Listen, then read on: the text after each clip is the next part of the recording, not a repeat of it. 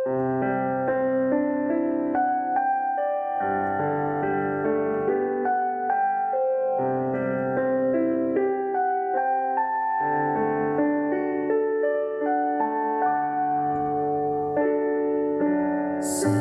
ku masuk ke hadirat-Mu, bawa persembahan ke tempat kudus-Mu.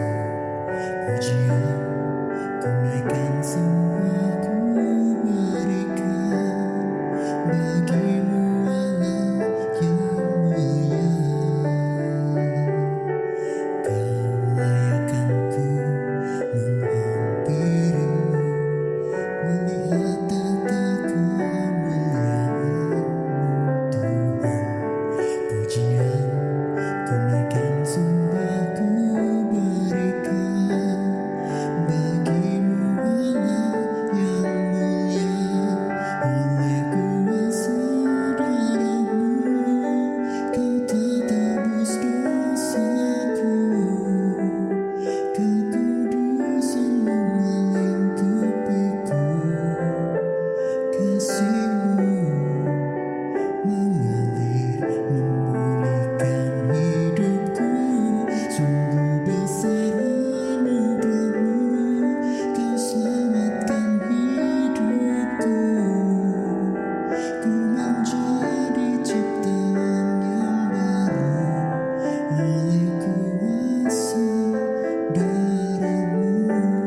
Oleh kuasa darah-Mu Kau telah tebus dosaku. Kekudusan-Mu melingkupiku. Kasih-Mu mengalir memulihkan hidupku. Sungguh besar anugerah-Mu, Kau selamatkan hidupku. Ku menjadi ciptaan yang baru oleh kuasa darah-Mu.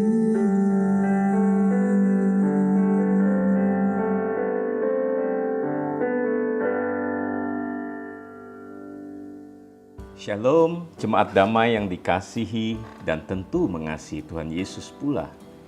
Sudah berapa lama Anda menjadi orang percaya? Mungkin ada yang berkata, wow, saya sudah sejak dalam kandungan ibu saya telah menjadi Kristen, karena saya berasal dari keluarga Kristen.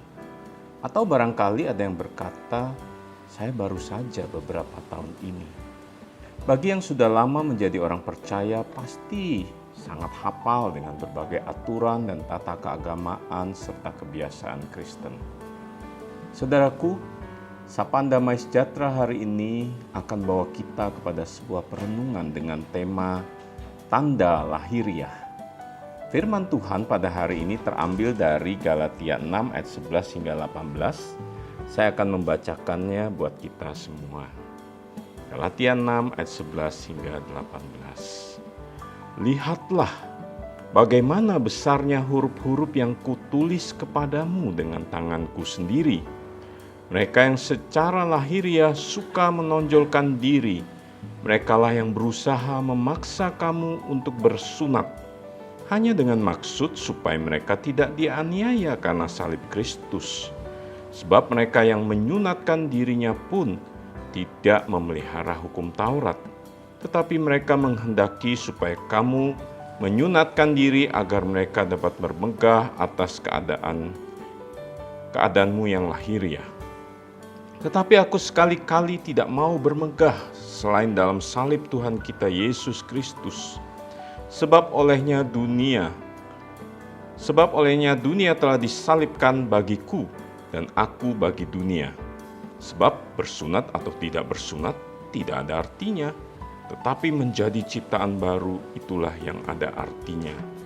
Dan semua orang yang memberi dirinya dipimpin oleh patokan ini, turunlah kiranya damai sejahtera dan rahmat atas mereka dan atas Israel milik Allah.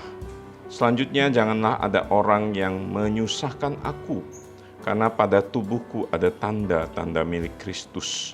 Kasih karunia Tuhan kita Yesus Kristus menyertai roh kamu, saudara-saudara. Amin. Bagi saudaraku yang berasal dari keturunan Tionghoa seperti saya, pasti memiliki marga keluarga. Seperti saya memiliki marga Su. Namun ada juga keluarga yang sudah tidak memberi anaknya nama Tionghoa, seperti istri saya. Ketika kedua anak saya lahir, orang tua saya segera memberi mereka nama dan tentu saja menyelipkan marga Su di depannya. Saya merenungkan, kalau mereka tidak diberi marga Su, apakah mereka bukan anak saya? Oh, tentu saja tidak demikian ya saudaraku. Jadi yang terpenting, anak-anak saya, Yongchen dan Yonglong itu memang adalah anak-anak kandung anugerah Tuhan buat kami. Pemberian marga kepada mereka adalah sebuah upaya memegang budaya atau tradisi di kalangan Tionghoa. Saudaraku yang dikasihi Tuhan, dalam bacaan kita pada hari ini kita melihat bagaimana jemaat Galatia pada saat itu Rasul Paulus menuliskan sebuah surat peringatan seperti yang dia katakan di dalam ayat yang ke-11. Menulis surat dengan huruf yang begitu besar, di mana situasi di dalam jemaat saat itu terdapat upaya-upaya untuk mendesak jemaat non-Yahudi untuk disunat, seperti halnya mereka jemaat Yahudi yang telah menerima tanda sunat sejak lahir, seperti yang dituliskan dalam Taurat Musa. Seakan-akan sunat menjadi sesuatu yang sangat penting untuk dapat menjadi orang percaya pengikut Kristus. Sebenarnya apa yang dilakukan oleh para pemimpin agama saat itu adalah sebuah upaya mencari muka atau mengamankan diri mereka dari serangan orang Yahudi yang belum percaya pada Kristus, seperti yang dikatakan Rasul Paulus dalam ayat yang ke-12. Karena sesungguhnya mereka pun tidak memegang ajaran Taurat dengan benar. Hanyalah yang nampak saja seperti sunat yang mereka kejar. Hal inilah yang ditentang oleh Rasul Paulus dengan tulisannya yang sangat keras ini. Bersunat atau tidak bersunat tidak ada artinya. Wow, ini sebuah sikap yang anti-mainstream, melawan arus dan dapat merugikan atau membahayakan dirinya. Namun nampaknya bagi Rasul Paulus hal yang terpenting adalah bermegah di dalam salib Tuhan Yesus Kristus. Bukan tanda-tanda lahiriah seperti itu. Lalu pertanyaannya, mengapa Rasul Paulus melakukan hal yang tidak populer ya seperti ini? Berbeda dengan pemimpin agama lainnya, bahkan bertolak belakang dengan kebiasaan yang lalu sebagai pemegang hukum Taurat sejati. Ya, seperti kita ketahui sebelumnya di dalam perjalanan ke Damsyik, beliau berjumpa dengan Kristus dan telah mengalami transformasi iman dari melawan Kristus menjadi pengikut Kristus. Dengan inilah hidupnya ditransformasi di dalam penderitaan salib untuk mengalami hidup baru di dalam Kristus, memiliki cara berpikir yang baru, cara hidup yang baru, dan tentu saja orientasi hidup juga berubah. Seperti yang dikatakannya dalam ayat 15, tetapi menjadi ciptaan baru, itulah yang ada artinya. Orang-orang seperti Rasul Paulus ini akan mengalami damai sejahtera dan menerima anugerah kasih karunia yang turun dari Allah, dan mereka adalah milik Allah. Saudaraku yang terkasih di dalam Kristus, pertanyaannya kepada kita saat ini adalah, apakah selama ini Anda masih terjebak dengan ritus-ritus keagamaan? Saudara masih terikat dengan kebiasaan-kebiasaan atau simbol-simbol keagamaan yang saudara pegang bertahun-tahun lamanya? Saudara, ritual keagamaan diciptakan oleh manusia sebagai sebuah tata keagamaan untuk menyembah kepada Allah.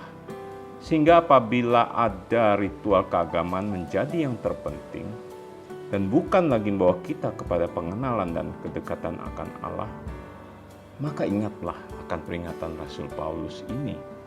Yang terpenting dan berarti adalah menjadi ciptaan baru melalui salib penderitaan Kristus. Jadi yang terpenting bukanlah tanda lahiriahnya, melainkan hakikatnya, yaitu mengalami hidup di dalam Kristus. sebagai ciptaan baru, serta mengalami hidup di dalam damai sejahtera dan menerima kasih karunia Allah sebagai milik kepunyaan Allah. Untuk menutup renungan ini, saya mau mengutip perkataan Pastor Edmund Chan di dalam event IDMC Conference Jumat kemarin. Bahwa beliau tidak berespon ketika seorang jemaatnya datang dan mengaku, "Pastor, saya telah mengalami hidup baru di dalam Kristus." Namun dia akan bersuka cita apabila pasangan hidup orang itu ataupun anak-anaknya datang kepada dia dan berkata, "Pastor Edmund, suami saya atau istri saya telah berubah. Hidupnya berubah sejak dia bertobat dan menerima Tuhan Yesus di dalam KKR yang dipimpin oleh pastor beberapa waktu yang lalu." Atau anak-anaknya datang dan berkata, "Pastor, papa atau mama saya telah berubah sejak itu." Saudaraku yang terkasih, inilah yang terpenting dan berarti. Sebuah transformasi hidup yang mengubahkan, sebuah hidup baru di dalam Kristus Yesus yang telah mati bagi engkau dan saya. Dia merindukan saudara dan saya menjadi ciptaan baru yang mengalami damai sejahteranya dan menerima anugerah kasih karunia-Nya. Maukah saudaraku? Mari kita berdoa. Tuhan Yesus, di dalam penderitaan dan kematian-Mu di atas kayu salib, kami menjadi ciptaan baru. Itu yang terlebih penting. Kami berterima kasih Tuhan untuk anugerah keselamatan dan hidup baru di dalam Engkau. Kami mau hidup di dalamnya. Kami mau mengalami damai sejahtera dan menerima kasih karunia-Mu. Di dalam Kristus kami berdoa. Amin. Selamat menjadi ciptaan baru di dalam Kristus, saudaraku. Tuhan Yesus memberkati kita.